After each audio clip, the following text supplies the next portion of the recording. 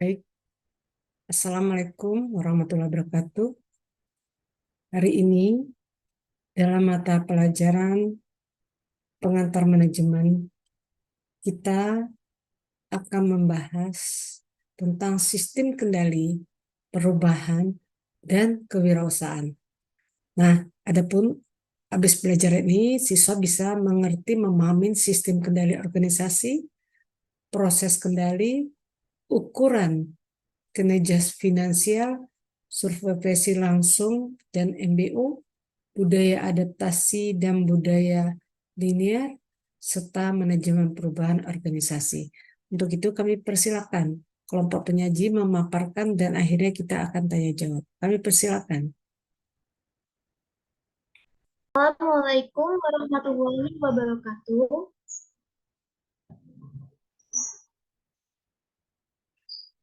Selamat siang yang terhormat Ibu Kori Yohana beserta teman-teman sekalian.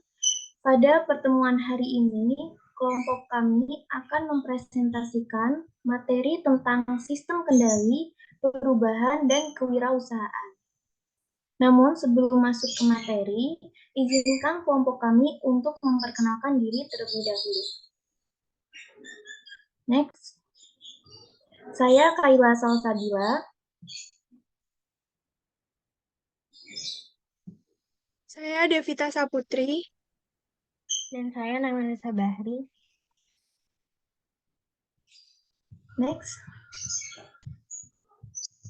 Berikut adalah submateri yang akan kami presentasikan hari ini, yakni ada sistem kendali organisasi, proses kendali, ukuran kinerja finansial, supervisi langsung dan MBO, budaya adaptif dan budaya ingat, serta manajemen perubahan organisasi.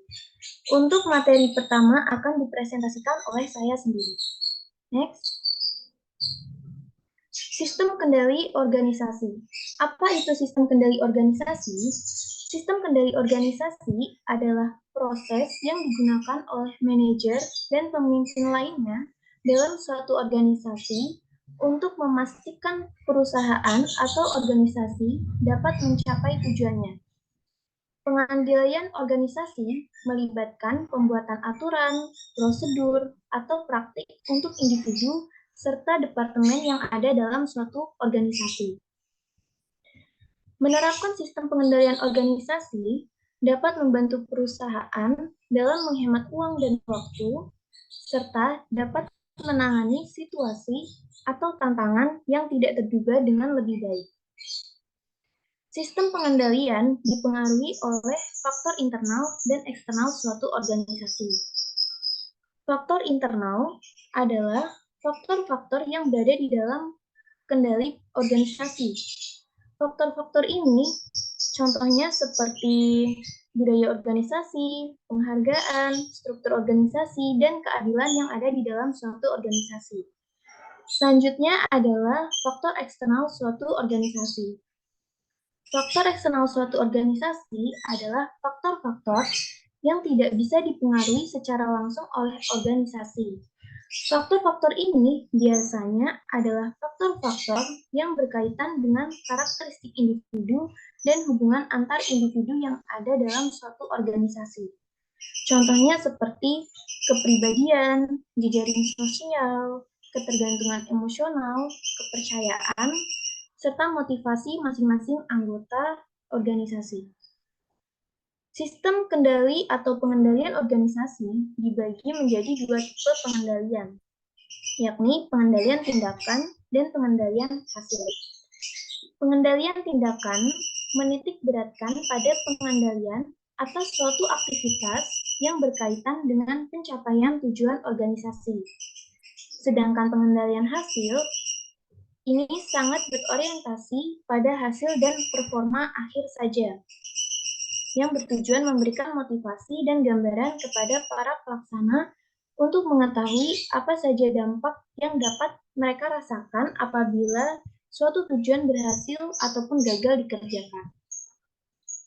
Adapun beberapa hal yang dapat dilakukan oleh organisasi dalam meningkatkan sistem kendalinya, yang pertama, Suatu organisasi harus menciptakan budaya yang suportif dan berorientasi pada tim dengan menciptakan nilai-nilai organisasi yang menghargai kerjasama tim dan saling mendukung satu sama lain.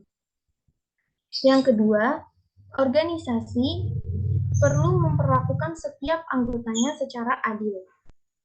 Yang ketiga, organisasi dapat mengembangkan sistem rewards atau penghargaan yang diberikan kepada masing-masing anggotanya apabila anggota tersebut aktif serta inovatif. Yang keempat, organisasi perlu berkomitmen untuk melakukan pelatihan dan pengembangan terhadap anggotanya demi meningkatkan mutu masing-masing anggota organisasi. Ada ukuran kinerja finansial.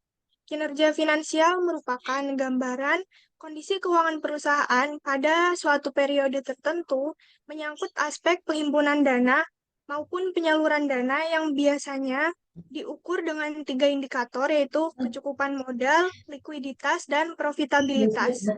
Ukuran kinerja digunakan sebagai standar dalam melakukan perbaikan di atas kegiatan operasional agar tetap pada tahapan ekonomi yang sehat.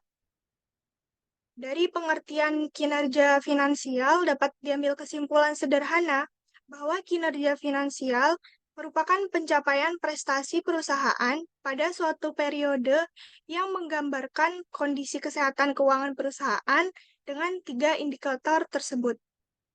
Next.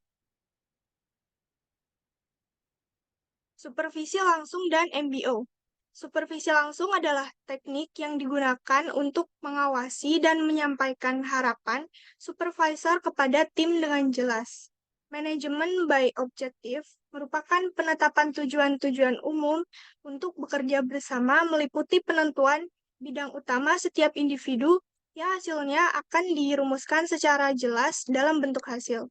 Gagasan dasar MBO adalah untuk menilai kinerja karyawan berdasarkan keberhasilan mereka dalam mencapai tujuan yang telah ditetapkan.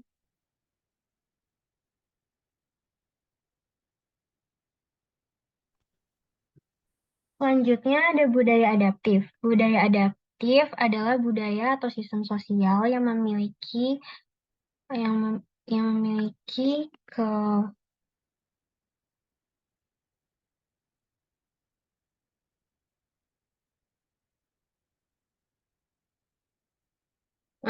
budaya adaptif adalah budaya atau sistem sosial yang memiliki kemampuan dan kecenderungan untuk beradaptasi dengan perubahan sosial, ekonomi, politik, atau teknologi.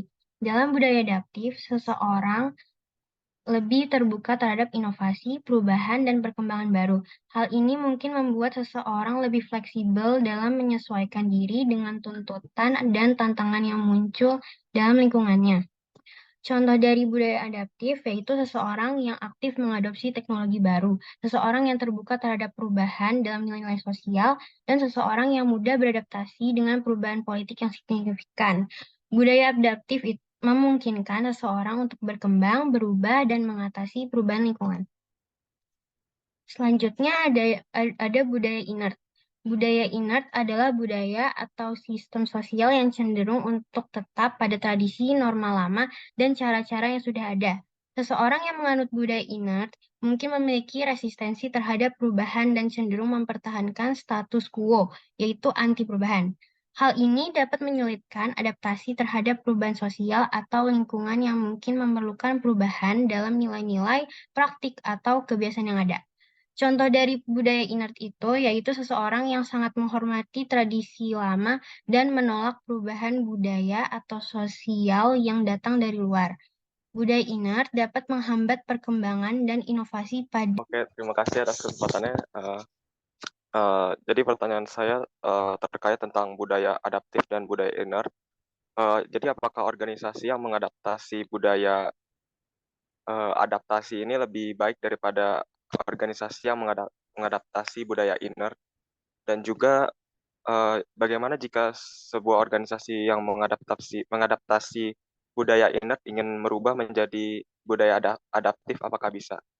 Sekian dan terima kasih.